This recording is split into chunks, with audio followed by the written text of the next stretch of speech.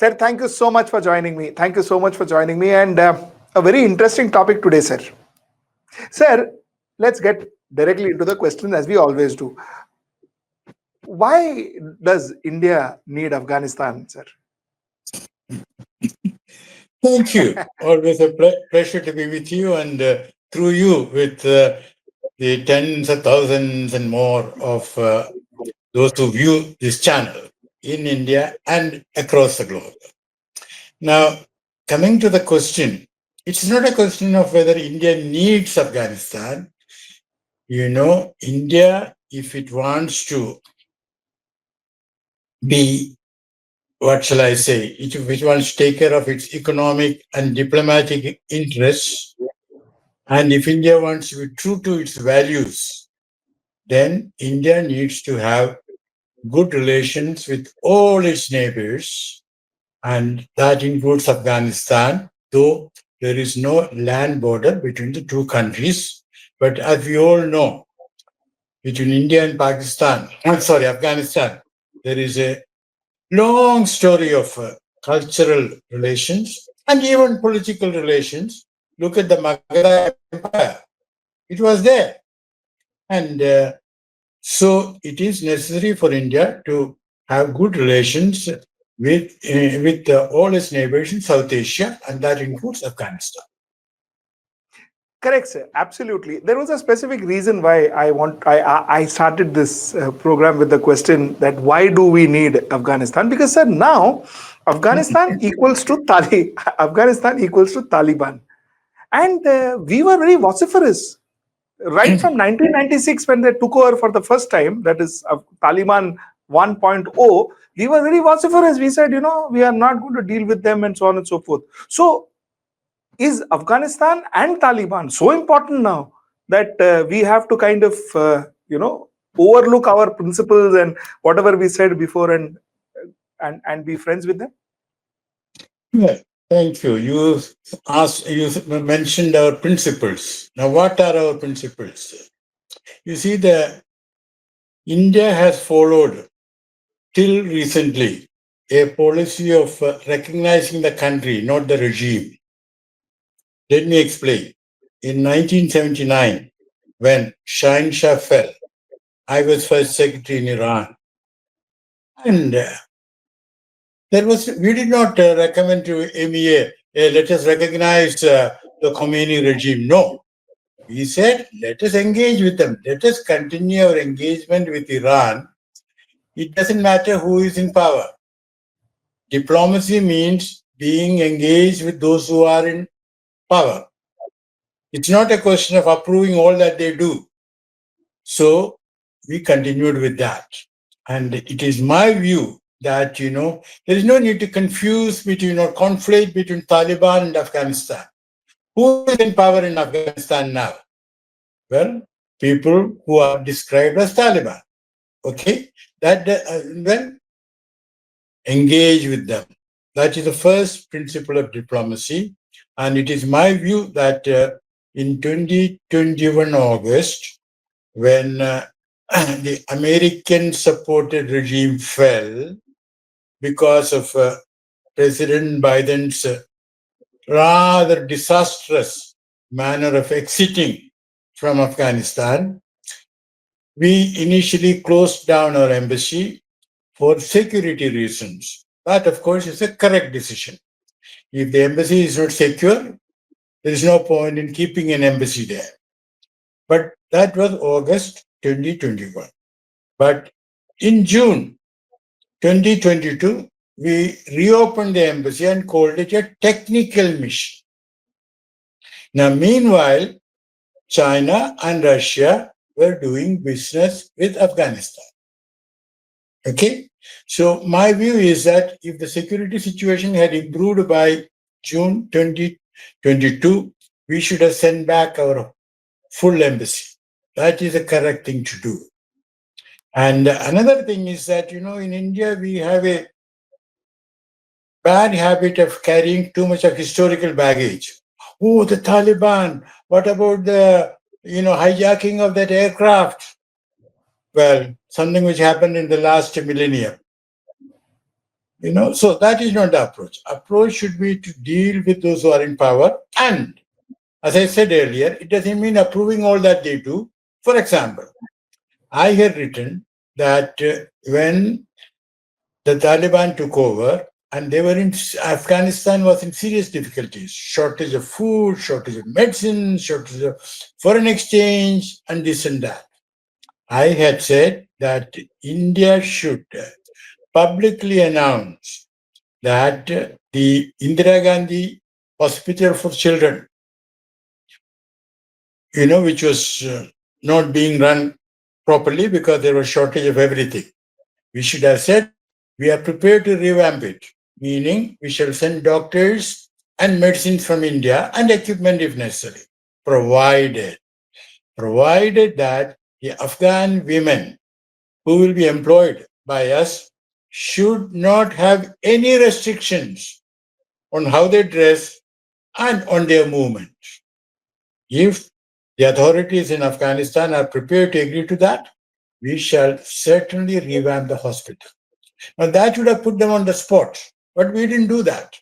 So, the whole idea is to engage and then talk as necessary, in the manner as necessary. You can talk firmly, but you don't have to talk, what shall I say, impolitely or roughly. You don't have to raise your voice. You can be calm and you can be firm. Sir, are we very sure about our foreign policy? I'll ask you. I'll elaborate my question. No, what I mean by that, sir, 1996 was the first time when we shut down our embassies in Kabul, isn't it? And then again we started. Then again we shut down. And like you rightly said, it is not the regime. It is the country that we have diplomatic ties with.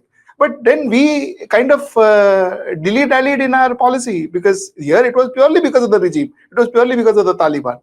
So, sir, my question then is, were we right now? Or rather, are we right now or were we right then?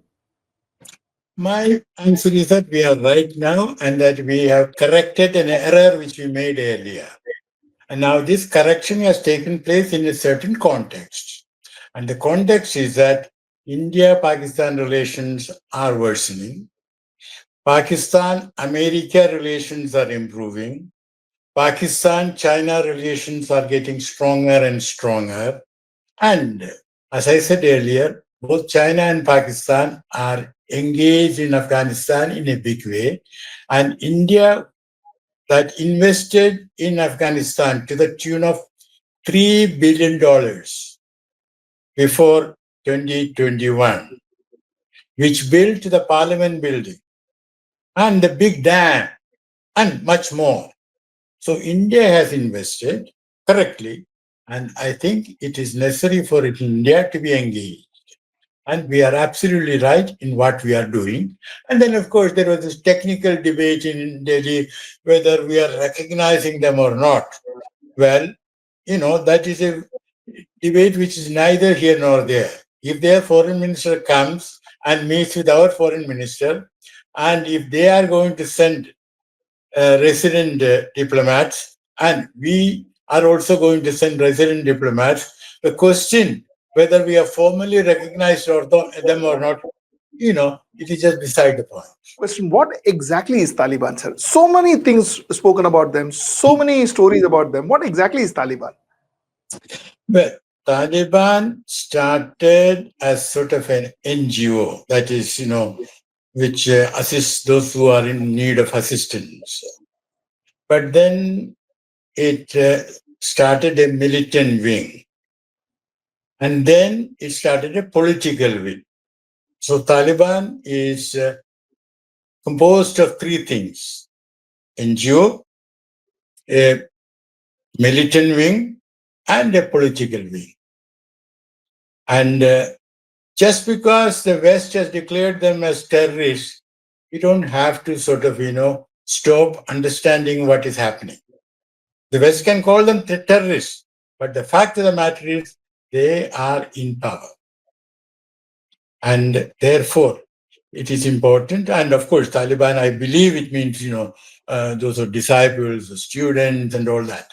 But that's an etymological matter. But basically, it was a